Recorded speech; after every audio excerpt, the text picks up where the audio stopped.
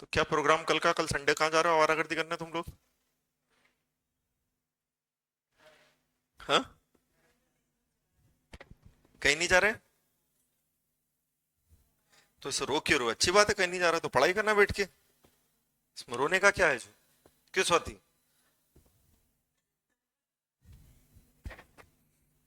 कहाँ तक हुआ था एक?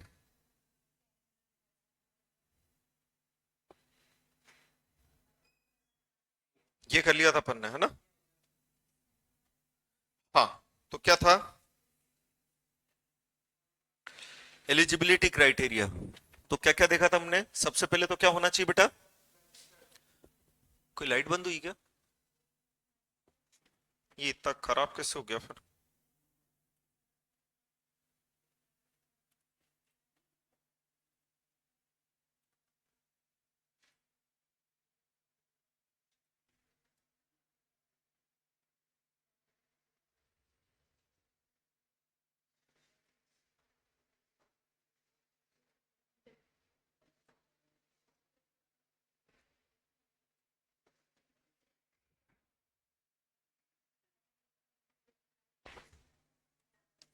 हाँ, तो हमने बोला था कि जो एसोसिएशन क्या रिसीव करना चाहता है, फॉरेन कंट्रीब्यूशन, तो पहला तो वो क्या होना चाहिए? या तो कौन से एक्ट में, या कौन से एक्ट में, या कौन से एक्ट में, है ना? फिर उसका कम से कम 3 साल का एक्सिस्टेंस होना चाहिए। फिर उसने क्या की हो वो? हाँ, कि जिस पर्पज से वो फॉरेन कंट्रीब्यूशन चाहता है उन एक्टिविटीज में ऑलरेडी उसने क्या किया हो? इन्वेस्टमेंट किया हो, है ना? कितना खर्चा किया हो? कम से कम 15 लाख। ये हो गया था अपना। फिर हम कैपिटल इन्वेस्टमेंट कर सकते हैं, ये भी हो गया था, यहां तक हो गया था, है ना? नेक्स्ट नेक्स्ट क्या?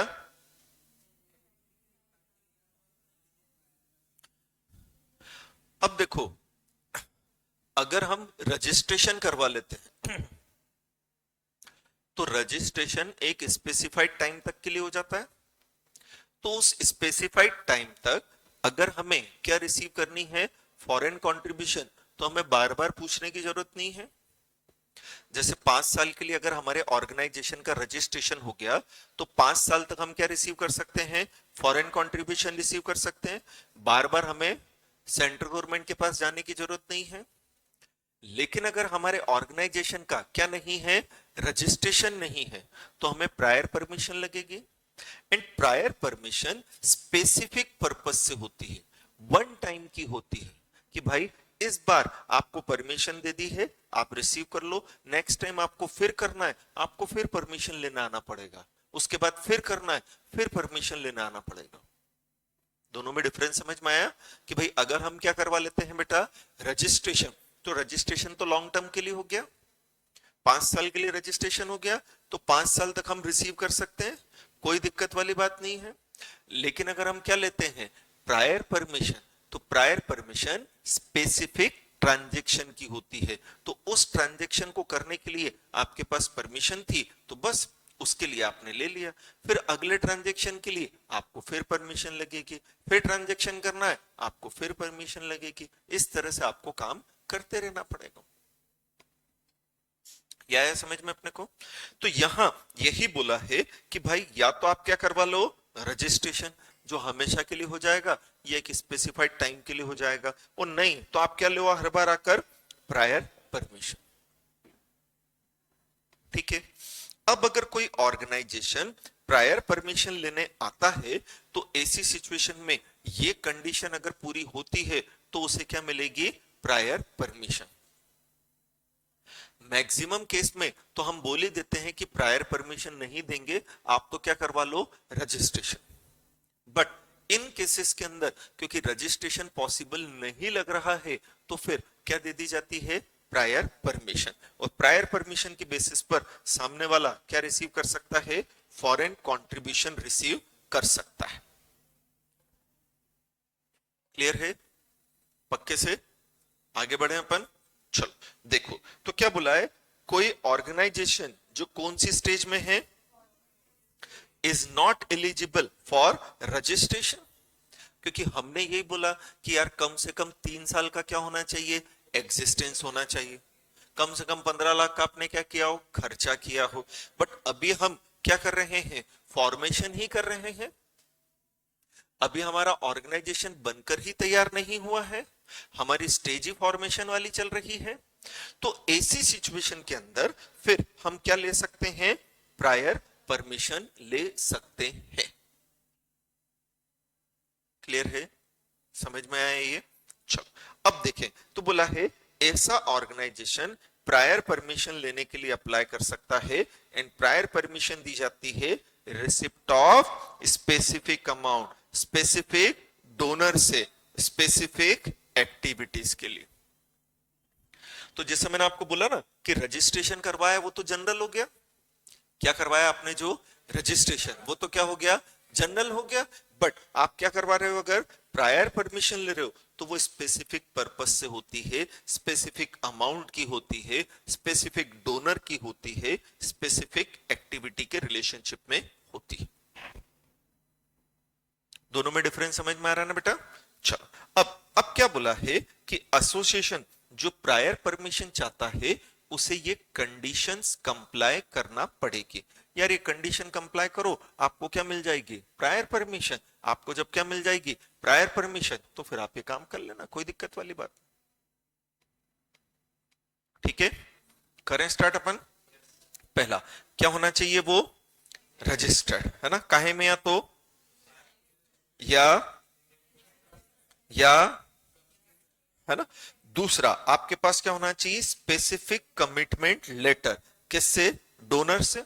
हमने बोला प्रायर परमिशन स्पेसिफिक डोनर की है, मतलब किस पर्सन से आप फॉरेन कंट्रीब्यूशन रिसीव करना चाहते हो, उस पर्सन के साथ आपका कमिटमेंट लेटर या आपका प्रॉपर कमिटमेंट होना चाहिए, और आपके पास क्या होना चाहिए, कमिटमेंट लेटर होना चाहिए। ठीक है, तो जो भी डोनर है उसका और आपका पहले से एग्रीमेंट हो चुका हो, प्रॉपर कमिटमेंट हो, और उसमें क्या डिफाइन होना चाहिए, पर्पस डिफाइन होना चाहिए कि इस पर्पस से फॉरेन कंट्रीब्यूशन को क्या किया जाएगा, यूज किया जाएगा। क्लियर है, समझ में आया अपने को ये? चले फिर क्या बोला है, इंडियन रेसिपिएंट ऑर्गेनाइजेशन, और हाँ क्या होना चाहिए, उनके कॉमन मेंबर्स होना चाहिए। ठीक है, तो प्रायर परमिशन के लिए हमें सबसे पहले 3 चीजें बोली है। पहला क्या होना जरूरी है, रजिस्टर्ड होना तो जरूरी है, या तो कहां पर, सोसाइटी रजिस्ट्रेशन एक्ट में, या इंडियन ट्रस्ट एक्ट में, या सेक्शन 8 कंपनीज में रजिस्ट्रेशन होना चाहिए। दूसरा क्या बोला, आपके पास स्पेसिफिक कमिटमेंट लेटर हो। कमिटमेंट समझते हो क्या, प्रॉमिस। जैसे तुम्हारा कमिटमेंट है तुम्हारे पेरेंट्स के लिए कि अच्छे से पढ़ोगे, तो ऐसे ही जो डोनर हमें क्या देने वाला है, फॉरेन कंट्रीब्यूशन, उसका और हमारा प्रॉपर क्या होना चाहिए, कमिटमेंट होना चाहिए, जिसमें पर्पस भी बताया हो कि किस पर्पस से क्या मिलेगा हमें पैसा, किस पर्पस से हमें उसे यूटिलाइज करना है, ये भी होना चाहिए उसके अंदर, है ना। फिर तीसरा क्या बोला, अच्छा हम कौन है, डोनर की डोनी। अरे हमें फॉरेन कंट्रीब्यूशन मिल रहा है कि हम दे रहे हैं, तो हम डोनर हुए, डोनी हुए। हाँ, तो इंडियन ऑर्गेनाइजेशन डोनी है पक्का, और फॉरेन वाला क्या है, वो दे रहा है, वो क्या कर रहा है बेटा, तो वो क्या हो गया, डोनर। हमें मिल रहा है, हम क्या हो गए, डोनी।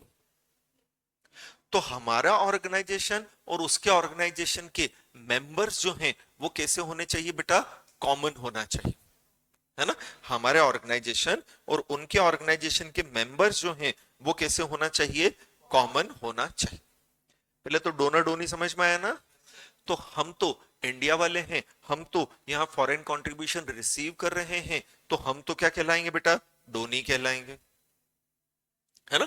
तो इंडियन ऑर्गेनाइजेशन तो क्या हो गया, डोनी हो गया, फॉरेन वाला क्या हो गया, डोनर। दोनों के मेंबर क्या होना चाहिए, कॉमन होना चाहिए। क्लियर है।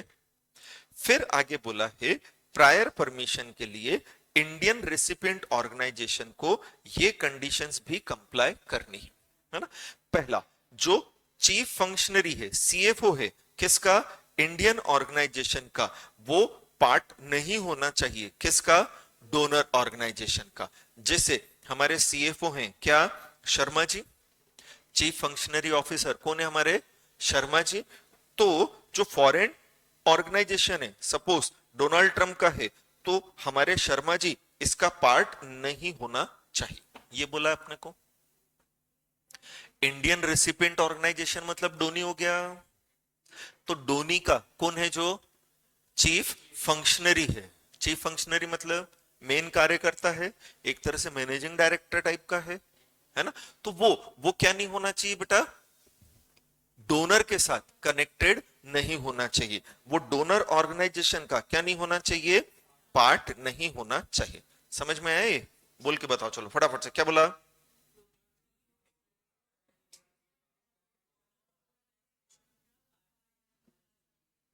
ठीक है। फिर इंडियन ऑर्गेनाइजेशन के कौन है जो है ना, वो मेंबर या एम्प्लॉय नहीं होना चाहिए किसका? फॉरेन डोनर ऑर्गेनाइजेशन का। कितने से कितने तक हो सकते हैं? हाँ, तो एटलीस्ट 75% ऑफ ऑफिस बीरर, और हाँ वो क्या नहीं होना चाहिए? मेंबर और एम्प्लॉय नहीं होना चाहिए। 75 से कम है तो चलेगा, है ना? 75 या ज्यादा नहीं होना चाहिए, है ना? फिर जो फॉरेन डोनर ऑर्गेनाइजेशन है, अगर वो कौन है? सिंगल पर्सन, मतलब इंडिविजुअल है, तो that person should not be chief functionary और office bearer of recipient organisation.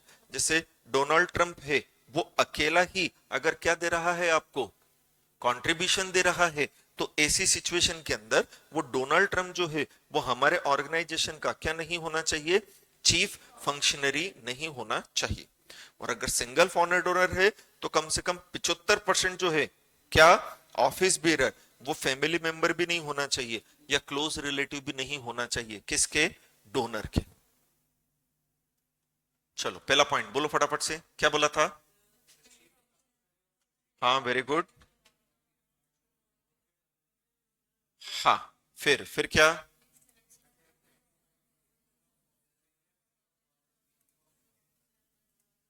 हाँ फिर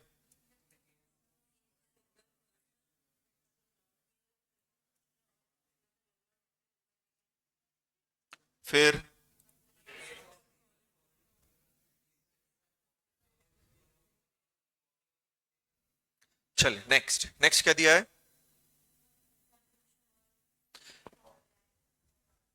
condition for grant of registration and prior permit. अब सबसे पहले तो जो डोनी है वो एलिजिबल पर्सन की कैटेगरी में आ रहा हो। सबसे पहले कौन है बेटा? जो डोनी है वो काय में आ रहा हो? एलिजिबल पर्सन की कैटेगरी में आ रहा हो। तो या तो उसका क्या हो जाएगा? रजिस्ट्रेशन, या उसे क्या मिल जाएगी? प्रायर पर।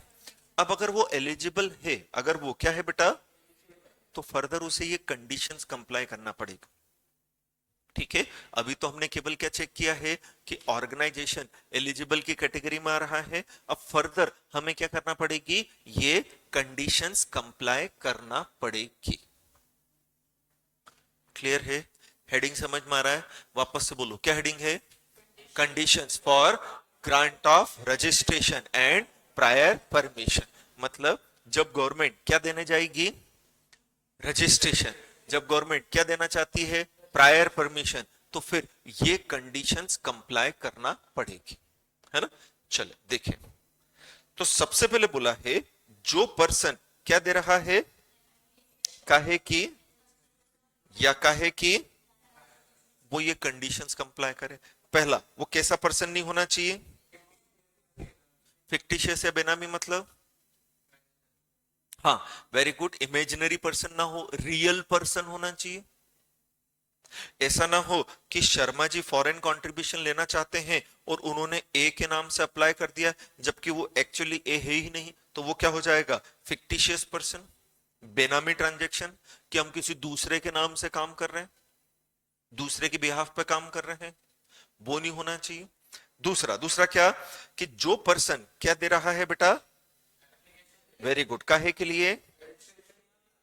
वेरी गुड, वापस से, जो क्या दे रहा है, काहे के लिए, वो क्या नहीं किया गया हो, प्रोसिक्यूट, वो क्या नहीं होना चाहिए, कन्विक्ट नहीं होना चाहिए। प्रोसिक्यूटेड मतलब केस नहीं चलाओ, कन्विक्टेड मतलब जेल नहीं गया हो। कौन से ऑफेंस में, तो बोले जिसने डायरेक्टली या इनडायरेक्टली किसी दूसरे के रिलीजियस फेथ को नुकसान पहुंचाया था, है ना। तो बोला है कि अगर उसने क्या किया था, इंड्यूसमेंट, या क्या यूज किया था, फोर्स, कैसे, डायरेक्टली या इनडायरेक्टली, किस पर्पस से, है ना। तो वो क्या कर रहा है, या तो कन्वर्जन करवा रहा है, कन्वर्जन करवा रहा है, जैसे आता है ना कितनी बार कि भाई ईसाई वाले लोग क्या करवा रहे हैं, कन्वर्जन करा रहे हैं, उनको पैसा कहां से मिलता है, बाहर से मिलता है ना। तो इस तरह से नहीं होना चाहिए कि जो पैसा आपको मिल रहा है वो किस पर्पस से मिल रहा है, कि आप एक रिलीजियस फेथ से दूसरे रिलीजियस फेथ में सामने वाले को क्या करवाओगे, कन्वर्ट, वो नहीं होना चाहिए, है ना। फिर क्या बोला है कि प्रोसिक्यूटेड और कन्विक्ट नहीं होना चाहिए, कौन से ऑफेंस में, कम्युनल टेंशन या डिसहार्मनी। कम्युनल टेंशन मतलब दो अलग अलग समुदायों के बीच में झगड़ा करवाया हो आपने, है ना। या हार्मनी मतलब क्या होता है, ब्रदरहुड, भाईचारा। डिसहार्मनी मतलब आपस में लड़वाया हो आपने, है ना। फिर जो फंड आपने पहले कभी रिसीव किया हो तो उसका आपने क्या नहीं किया हो, डाइवर्जन। डाइवर्जन मतलब जिस पर्पस से क्या करना था, यूज, उसके अलावा किसी पर्पस से यूज किया, डाइवर्जन हो जाएगा, है ना। या क्या किया हो, उसका मिस यूटिलाइजेशन नहीं होना चाहिए, है ना। फिर क्या बोला है, पढ़ो क्या लिखा है,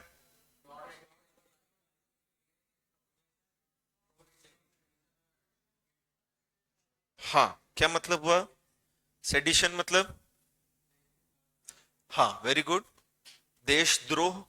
ऐसा नहीं होना चाहिए कि देश के अगेंस्ट कुछ कर रहे हो या क्या कर रहे हो, अदरवाइज वायलेंस करोगे उस पैसे से, वो नहीं होना चाहिए। फिर फॉरेन कंट्रीब्यूशन को पर्सनल गेन के लिए डाइवर्ट नहीं करना है या अनडिजायरेबल पर्पस से यूज नहीं करना है। फिर इस एक्ट के प्रोविजन का क्या नहीं करना है, कॉन्ट्रावेंशन, वायलेशन नहीं करना है, ठीक है। फिर प्रोहिबिटेड पर्सन ना हो, जिन्हें फॉरेन कंट्रीब्यूशन रिसीव करने से मना किया हो, मतलब कौन से सेक्शन में नहीं आ रहे हो, 3 में नहीं आ रहे हो, ठीक है। फिर क्या बोला है, अगर वो व्यक्ति क्या हुआ था, कन्विक्ट किसी भी लॉ में, या क्या चल रहा था उसके अगेंस्ट, प्रोसिक्यूशन पेंडिंग, तो भी नहीं रिसीव कर सकता है। एंड लास्ट, अगर कोई पर्सन इंडिविजुअल के अलावा है तो उसका डायरेक्टर या ऑफिस बीरर जो है वो भी क्या नहीं होना चाहिए, प्रोसिक्यूट नहीं होना चाहिए। जैसे एबीसी का ऑर्गेनाइजेशन है, वो रिसीव कर रहा है तो वो अदर देन इंडिविजुअल हो गया, तो उस ऑर्गेनाइजेशन के कौन है, जो डायरेक्टर, उस ऑर्गेनाइजेशन के कौन है, जो नहीं होना चाहिए यार ऐसा, ठीक है। चलो फटाफट से लेंगे, आवाज आनी चाहिए, क्या बोला है, जो मेकिंग एन, हाँ, तो सच पर्सन इज, हाँ, फिक्टिशियस बेनामी का मतलब समझ में आ गया। दूसरा दूसरा क्या, for indulging in, aimed at conversion through, inducement मतलब लालच देकर, लालच देकर कि पैसा देकर कन्वर्ट करवा रहा है, फोर्स मतलब जबरदस्ती करवा रहा है कन्वर्ट, है ना। फिर तीसरा तीसरा क्या, काहे में और डिसहार्मनी में नहीं होना चाहिए, है ना। फिर क्या, और मिस यूटिलाइजेशन ऑफ फंड, कि भाई पहले आपने पैसा रिसीव किया था तो ऐसा नहीं कि उसे क्या किया हो, मिस यूटिलाइज किया, उसका डाइवर्जन किया हो, ऐसा भी नहीं होना चाहिए। फिर क्या, नहीं कहा था, ये वाला, हाँ बोलो, इज नॉट,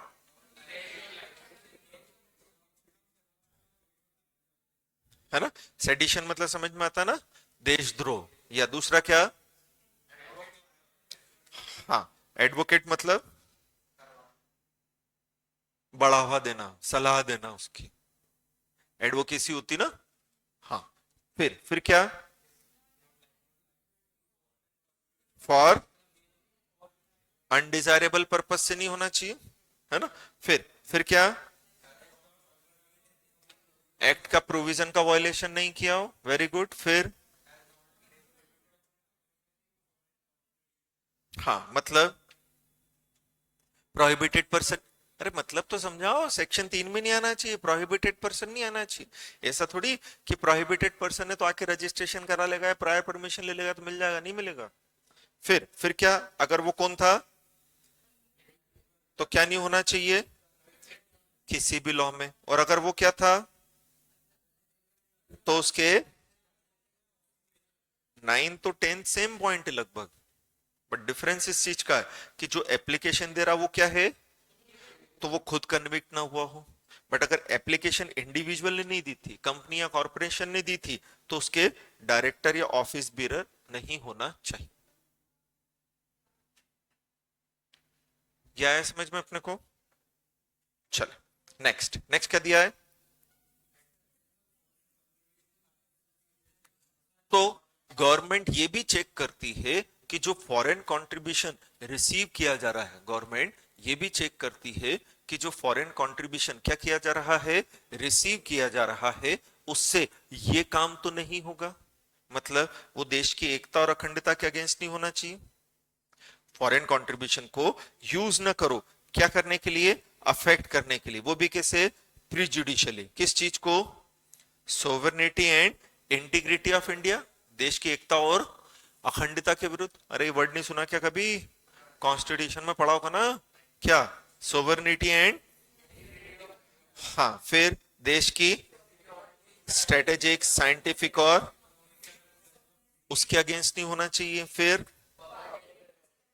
हाँ, फिर हमारे यहाँ क्या होते हैं जो उसकी और फेयरनेस के अगेंस्ट नहीं होना चाहिए। फिर हमारे जो फॉरेन स्टेट के साथ क्या है, उनके अगेंस्ट नहीं होना चाहिए। फिर क्या है, जो मतलब ब्रदरहुड मेंटेन करा ना हमने, अलग अलग रिलीजन वालों के बीच में अलग अलग, फिर अलग अलग सोसाइटी है, लैंग्विस्टिक है, अलग अलग रीजन वाले हैं, कास्ट वाले हैं, कम्युनिटी वाले हैं, तो इनमें हम मेलजोल बढ़ाना चाहते हैं कि डिसहार्मनी चाहते हैं, हार्मनी चाहते हैं, तो उसके अगेंस्ट भी नहीं होना चाहिए। ठीक है, वापस चलो, क्या बोला है, एक्सेप्टेंस ऑफ बाय और पर्सन इज, हाँ क्या अफेक्ट करेगा प्रिजुडिशियली, पहला, वेरी गुड, दूसरा, हाँ वेरी गुड, तीसरा, हाँ फिर फिर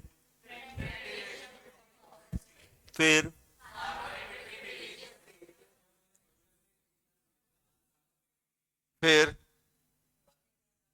चल, लास्ट लास्ट क्या दिया है, shall not lead to, मतलब ऑफेंस करने के लिए प्रोवोक ना किया जाए, है ना। लास्ट लास्ट क्या, किसी पर्सन की लाइफ और सेफ्टी के लिए भी डेंजरस नहीं होना चाहिए। जो फॉरेन कंट्रीब्यूशन मिल रहा है उसके लिए क्या बोला अपन ने, कि ऐसा ना हो कि उससे हम किसी ऑफेंस को प्रोवोक कर रहे हो या वो किसी पर्सन की फिजिकल सेफ्टी के लिए खतरनाक, मना करते। ठीक है, तो अगर ये कंडीशन पूरी होती है तो हम या तो रजिस्ट्रेशन का क्या दे देंगे, सर्टिफिकेट, या हम क्या दे देंगे, प्रायर परमिशन। अगर क्या लिया है आपने, रजिस्ट्रेशन, तो वो स्पेसिफाइड ड्यूरेशन का रहेगा, तब तक चलेगा वो। और अगर आपने क्या लिया है, प्रायर परमिशन, तो वो स्पेसिफिक पर्पस से, स्पेसिफिक अमाउंट की, स्पेसिफिक डोनर की रहेगी। ठीक है, समझ में आया ये, आगे बढ़े अपन। नेक्स्ट क्या दिया है, हाँ क्या समझ में आ रहा है, हेडिंग से बोलो, क्या मतलब, ये रजिस्ट्रेशन का क्या दिया था, जो सेंट्रल गवर्नमेंट उसे क्या कर सकती है, क्या कर सकती है, सस्पेंशन और टर्मिनेशन एक ही चीज है, अलग अलग है, सस्पेंड और टर्मिनेट एक ही चीज है, अलग अलग चीज है, क्या डिफरेंस है, वेरी गुड। सस्पेंशन कैसे होता है, temporary, for the time being, जब तक हम इंक्वायरी कर रहे हैं, भाई अगर किसी के अगेंस्ट कंप्लेंट आई है कि वो गलत काम कर रहा है, तो हम सीधे टर्मिनेट नहीं करते हैं, क्या करते हैं, सस्पेंड कुछ टाइम के लिए। उस टाइम में हम क्या कर लेते हैं, इंक्वायरी, और इंक्वायरी करने के बाद हमें लगता है हाँ ये गलत काम ही कर रहा था, तब फिर हम उसे क्या करते हैं, टर्मिनेट कर देते हैं।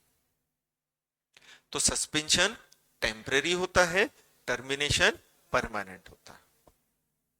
सस्पेंशन इनिशियल स्टेज पर होता है, टर्मिनेशन लास्ट रिकोर्स है, खत्म। ठीक है।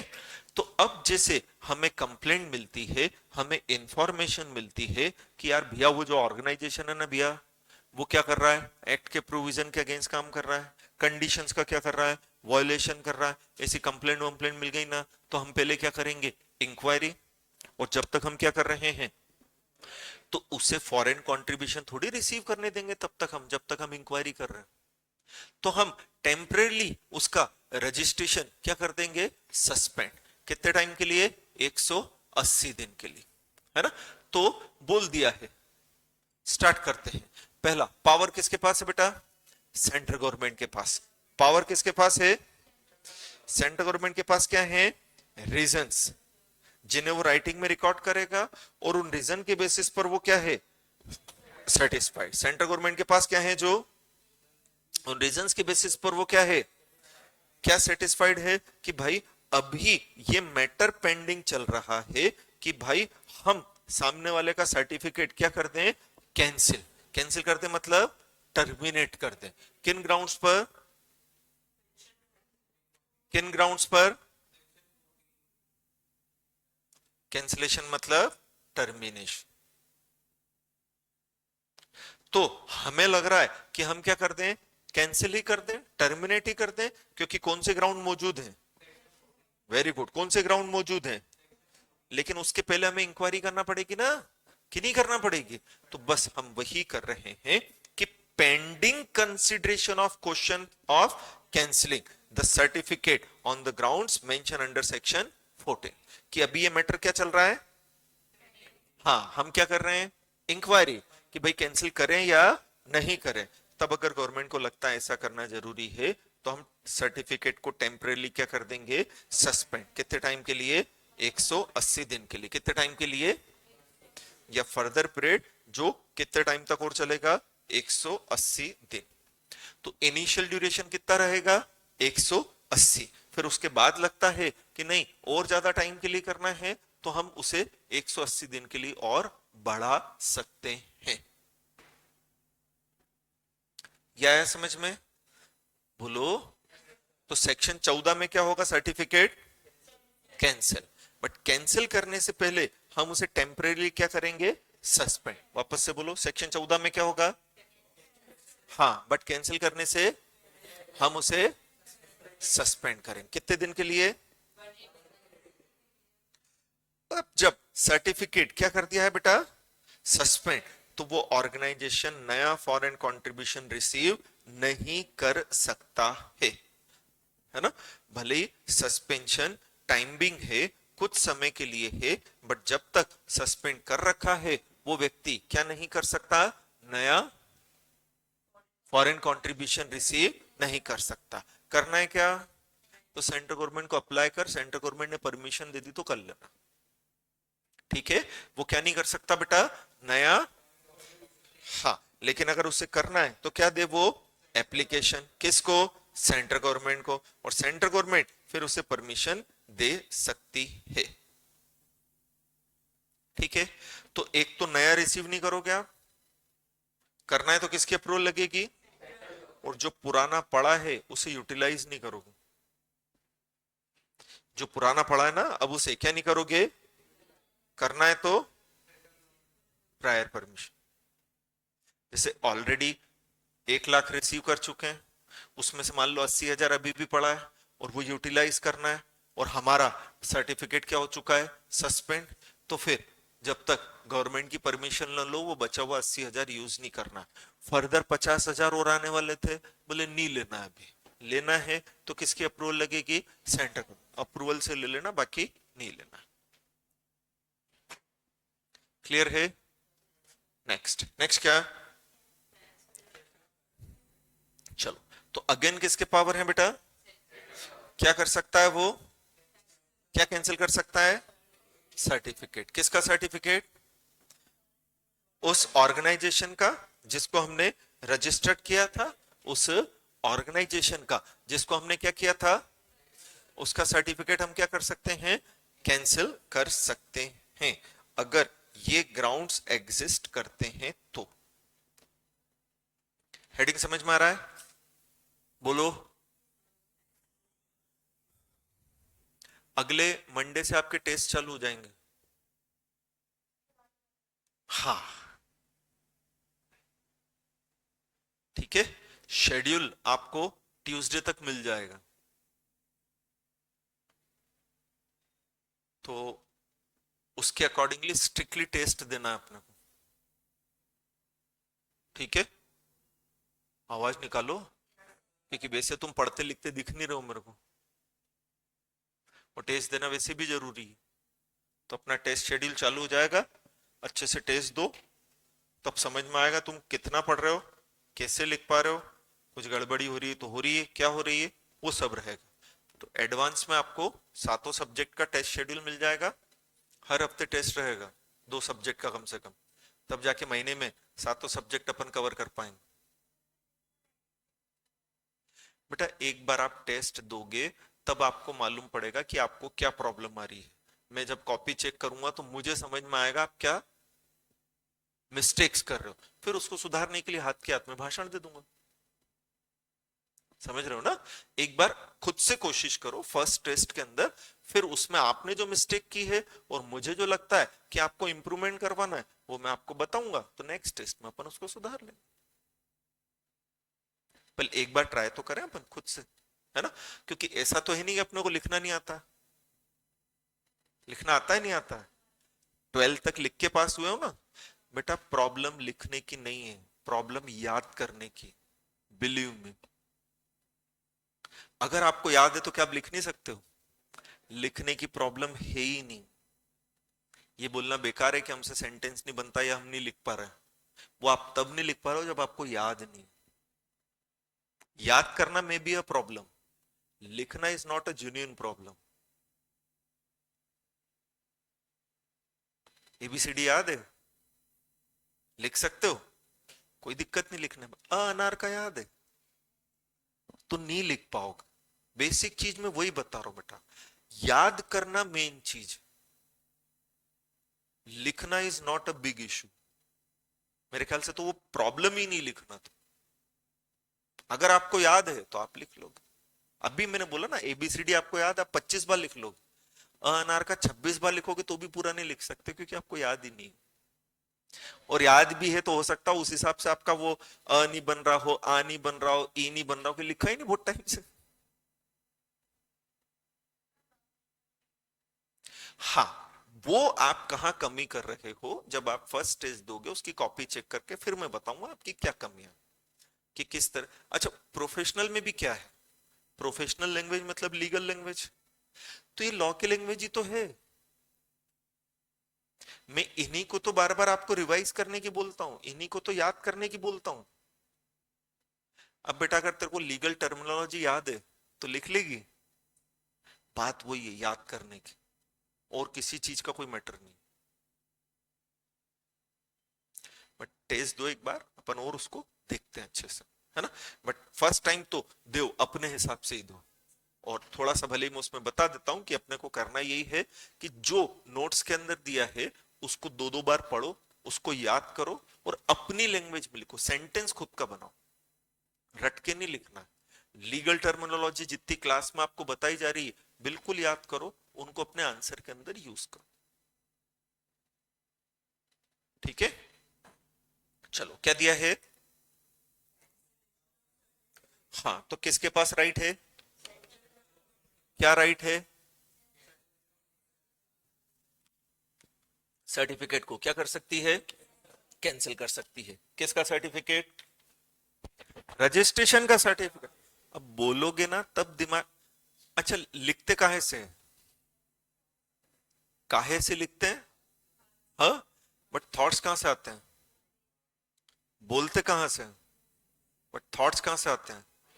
दोनों चीजें माइंड से ही कंट्रोल हो रही है। जो बोलोगे ना वही लिखोगे, क्योंकि दोनों चीज का ओरिजिन सोर्स एक ही है। बस बोलते समय माइंड मुंह को डायरेक्शन दे रहा है, लिखते समय हाथ को डायरेक्शन दे रहा है वही माइंड करवा वही रहा है।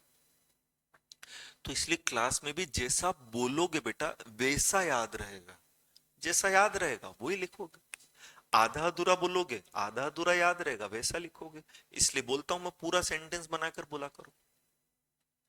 कोशिश करो ना, आज से अपन कोशिश कर रहे हैं ना, 4-5 महीने अपनी क्लास चलेगी, खूब कोशिश कर लेंगे, तब तक तो लिख लेंगे अपन, कोई दिक्कत। चलो कौन सा सेक्शन है, किसके पास पावर है कि सेंट्रल गवर्नमेंट अगर क्या है, बट सेटिस्फाइड होने के लिए क्या करना पड़ेगा? कौन से सेक्शन में, 13 में भी देख के आए ना कि पेंडिंग चल रही इंक्वायरी, तो हमने क्या कर दिया है, सस्पेंड। और सस्पेंशन के दौरान इंक्वायरी कर लेंगे अपन, और फिर लगता है कि सेक्शन 14 वाले ग्राउंड, तो सर्टिफिकेट को क्या कर देंगे, कैंसिल। सेक्शन 14 वाले ग्राउंड है तो सर्टिफिकेट को क्या कर दिया जाएगा, कैंसिल कर दिया जाएगा। क्लियर है? अब सेक्शन 14 वाले ग्राउंड क्या है वो अपन देख लेते हैं। क्या कि जब रजिस्ट्रेशन के लिए अप्लाई किया था,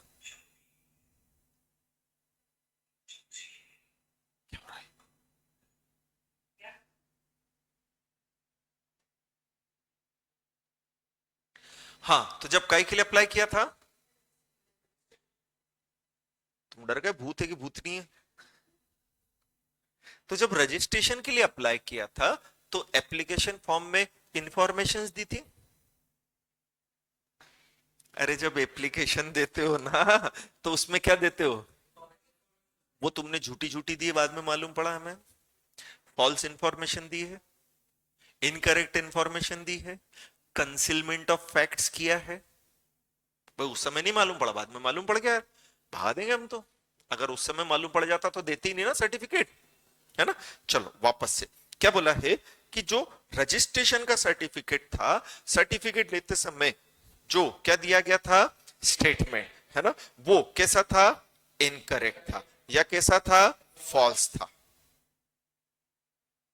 ठीक है, मतलब झूठ झूठ बोलकर आपने इंफॉर्मेशन दी थी, गलत इंफॉर्मेशन के बेसिस पर आपको क्या मिला है, सर्टिफिकेट। तो फिर सर्टिफिकेट को कैंसिल ही करेंगे फिर हम, फिर तो क्या है ना। दूसरा दूसरा क्या बोला है कि सर्टिफिकेट इशू करने की जो कंडीशंस थी, उन कंडीशंस का आपने वायलेशन किया है।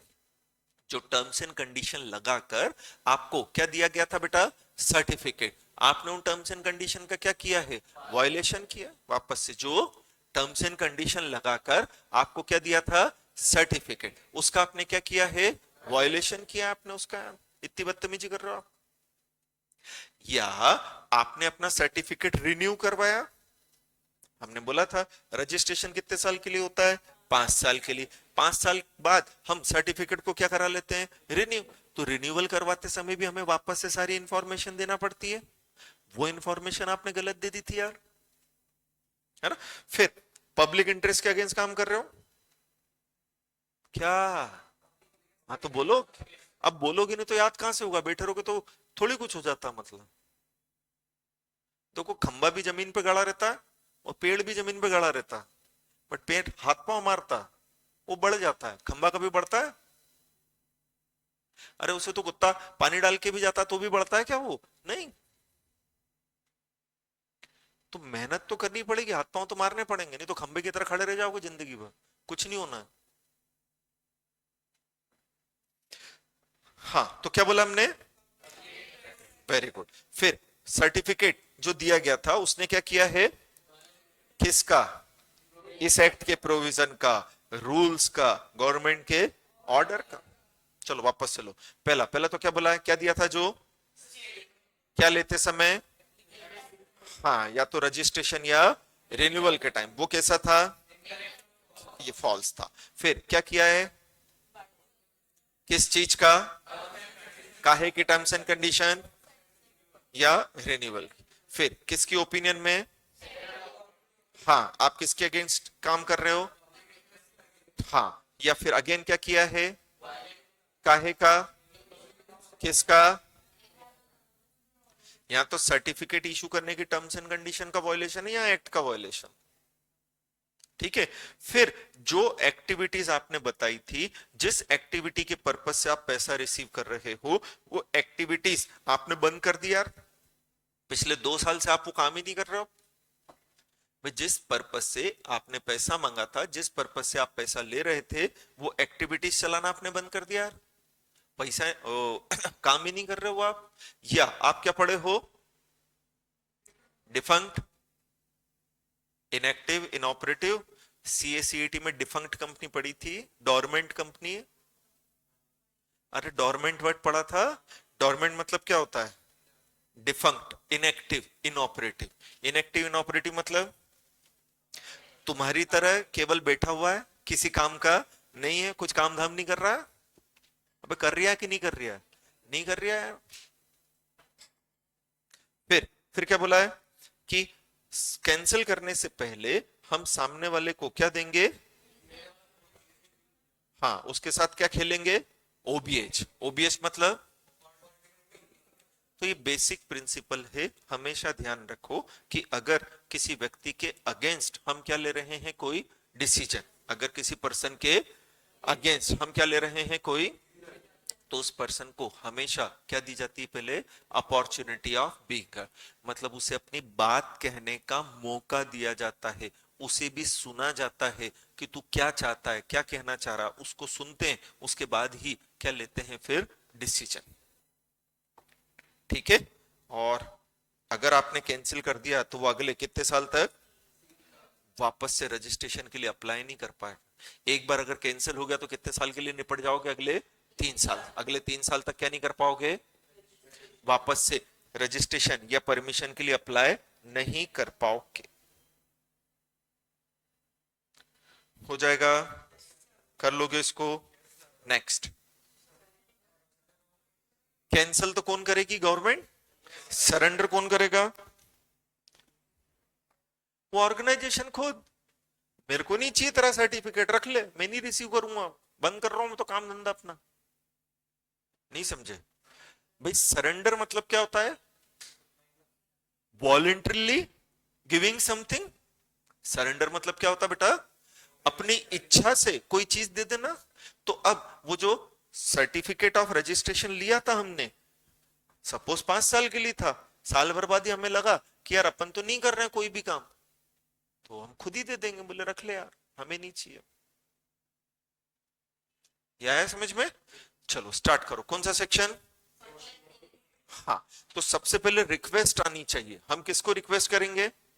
Central government. हम किसको रिक्वेस्ट करेंगे कि हम क्या करना चाहते हैं? सर्टिफिकेट को। तो फिर गवर्नमेंट क्या करेगी हमारे अगेंस्ट? पहले ऐसा ना हो कि हमने प्रोविजन का नॉन कंप्लायंस कर रखा है और मालूम पड़ा हमारे अगेंस्ट गवर्नमेंट एक्शन लेने वाली थी तो हम चुपचाप सरेंडर करके चले जाएं। ऐसा नहीं होना चाहिए। ऐसा नहीं होना चाहिए कि हमने पैसा तो रिसीव कर लिया है और फिर हम उसे मिस यूटिलाइज कर रहे हैं और हमने सोचा पकड़े जाए उसके पहले अपन क्या कर ले, सरेंडर करके निकल लेते हैं। ऐसा नहीं होना चाहिए। तो वो चेक करेंगे कि आपने एक्ट के प्रोविजन का वायलेशन तो नहीं कर रखा है, चेक किया जाएगा। और अगर आपने कोई वायलेशन नहीं किया, आपने कोई गड़बड़ी नहीं की है, फिर भी आप सरेंडर करना चाहते हो, ले लेंगे यार, ठीक है, कोई गिला शिकवा नहीं, खत्म करो। ये समझ में आया? फिर जो कंट्रीब्यूशन आप ऑलरेडी रिसीव कर चुके हो, वो सब गवर्नमेंट जो अथॉरिटी बताएगी आप उसे दे दो। उस कंट्रीब्यूशन से जो भी असेट आपने खरीदी है, तो गवर्नमेंट जो अथॉरिटी बताएगी ना, उसे दे दो। वो फिर आप अपने पास नहीं रखे। ऐसा नहीं कि हमने एक बार लेकर पैसा रख लिया और फिर सरेंडर कर रहे, नहीं। वो सारी चीजें आपको किसको देना पड़ेगी?